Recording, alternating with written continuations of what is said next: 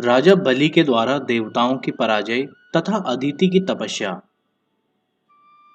नारद जी ने कहा, भाई जी, यदि मैं आपकी कृपा का पात्र हूं तो भगवान विष्णु के चरणों के अग्रभाग से उत्पन्न हुई जो गंगा जी बताई जाती हैं उनकी उत्पत्ति की कथा मुझसे कहिए। श्री सनक जी बोले, निष्पाप नारद जी, मैं गंगा की उत्पत्ति बताता हूँ, सुनिए। वह कथा कहने और सुनने वाले के लिए भी पुण्यदायिनी है तथा सब पापों का नाश करने वाली है। कश्यप नाम से प्रसिद्ध एक मुनि हो गए हैं। वे ही इंद्र आदि देवताओं के जनक हैं। दक्षपुत्री दिति और अदिति ये दोनों उनकी पत्नियां हैं। अदिति देवताओं की माता है और दिति दैत्यों की जननी। ब्रह्मन उन दोनों के दो पुत्र हैं। वे सदा एक दूसरे को जीतने की इच्छा रखते हैं। दिति का पुत्र आदि दैत्य हिरण्यकश्यपु बड़ा बलवान था। उसके पुत्र प्रहलाद हुए। वे दैत्यों में बड़े भारी संत थे। प्रहलाद का पुत्र विरोचन हुआ जो ब्राह्मण भक्त था। विरोचन के पुत्र बलि हुए जो अत्यंत तेजस्वी और प्रतापी थे। मुने, बलि दैत्यों के सेनापति हुए। वे बहुत बड़ी सेना के साथ इस पृथ्वी का राज्य भोगते थे। समूची पृथ्वी को जीतकर स्वर्ग को भी जीत लेने का विचार कर वे युद्ध में प्रवृत्त हुए। उन्होंने विशाल सेना के साथ देवलोक को प्रस्थान किया। देवशत्रु बलि ने स्वर्गलोक में पहुंचकर सिंह के समान पराक्रमी दैत्यों द्वारा इंद्र की राजधानी को घेर लिया। तब इंद्र आदि देवता भी युद्ध के लिए नगर से बाहर निकले। उसके बाद देवताओं और दैत्यों में घोर युद्ध छिड़ गया। दैत्यों ने देवताओं की सेना पर बाणों की झड़ी लगा दी। इसी प्रकार देवता भी दैत्य सेना पर बाण वर्षा करने लगे। उसके बाद दैत्यगण भी देवताओं पर नाना प्रकार के अस्त्र शस्त्रों द्वारा घातक प्रहार करने लगे।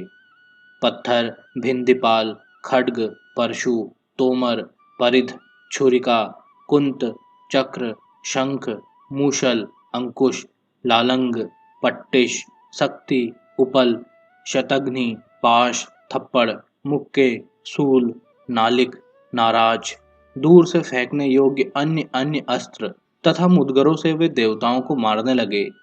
रथ, अश्व, गज और पैदल सेनाओं से खचाखच भरा हुआ वह युद्ध निरंतर बढ़ने लगा। देवताओं ने भी दैत्यों पर अनेक प्रकार के अस्त्र चलाए। इस प्रकार 1000 वर्षों तक वह युद्ध चलता रहा। अंत में दैत्यों का बल बढ़ जाने के कारण देवता परास्त हो गए और सब के सब भयभीत हो स्वर्गलोक छोड़कर भाग गए। वे मनुष्यों के रूप में छिपकर पृथ्वी पर विचरने लगे। विरोचन कुमार बलि भगवान नारायण की शरण ले अव्याहत ऐश्वर्य, बढ़ी हुई लक्ष्मी और महान बल से संपन्न हो त्रिभुवन का राज्य भोगने लगे। उन्होंने भगवान विष्णु की प्रीति के लिए तत्पर होकर अनेक अश्वमेध यज्ञ किए। बलि स्वर्ग में रहकर इंद्र और दिक्पाल दोनों पदों का उपभोग करते थे। देवमाता अदिति अपने पुत्रों की यह दशा देखकर बहुत दुखी हुई। उन्होंने यह सोचकर कि अब मेरा यहाँ रहना व्यर्थ है, हिमालय को प्रस्थान किया। वह इंद्र का ऐश्वर्य तथा दैत्यों की पराजय चाहती हुई वे भगवान विष्णु के ध्यान में तत्पर हो अत्यंत कठोर तपस्या करने लगी। हिमालय में जाकर इंद्र का ऐश्वर्य तथा दैत्यों की पराजय चाहती हुई वे भगवान विष्णु के ध्यान में तत्पर हो अत्यंत कठोर तपस्या करने लगी। कुछ काल तक वे निरंतर बैठी ही रही। उसके बाद दीर्घ काल तक दोनों पैरों से खड़ी रही। उसके बाद बहुत समय तक एक पैर और फिर एक पैर की अंगुलियों के बल पर ही खड़ी रहीं। कुछ काल तक तो वे फलाहार करती रही, फिर सूखे पत्ते खाकर रहने लगी। उसके बाद बहुत दिनों तक जल पीकर रही, फिर वायु के आहार पर रहने लगी और अंत में उन्होंने सर्वथा आहार त्याग दिया। नारद जी, अदिति अपने अंतःकरण द्वारा सच्चिदानंद घन परमात्मा का ध्यान करती हुई 1000 दिव्य वर्षों तक तपस्या में लगी रहीं। उसके बाद दैत्यों ने अदिति को ध्यान से विचलित करने के लिए अपनी दाढ़ों के अग्रभाग से अग्नि प्रकट की, जिसने उस वन को क्षण भर में जला दिया। उसका विस्तार 100 योजन था और वह नाना प्रकार के जीव जंतुओं से भरा हुआ था।